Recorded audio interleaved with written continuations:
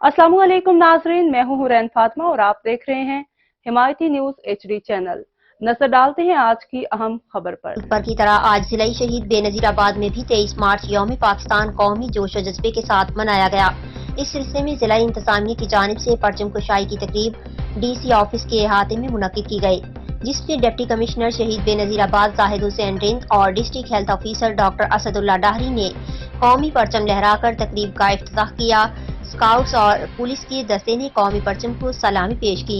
परचम कुशाई की तकरीब से खिताब करते हुए डिप्टी कमिश्नर जाहिद हुसैन रिंद ने कहा कि आज के दिन हम सब ये अहद करें कि पाकिस्तान की तरक्की के लिए अपना भरपूर किरदार अदा करेंगे।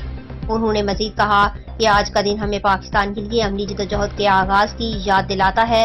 तारीख गवाह है कि पाकिस्तान लाजवाल कुर्बानियों और जदोजहद के बाद हासिल हुआ। आज के दिन हमें मुल्क की इस्तेहकाम, इत्तेहाद और इत्तफाक का आज़म करना चाहिए। एक मजबूत, मुस्तहकम और खुशहाल पाकिस्तान की ख्वाब को अमली जामा पहनाने के लिए हम सबको मिलकर काम करना होगा।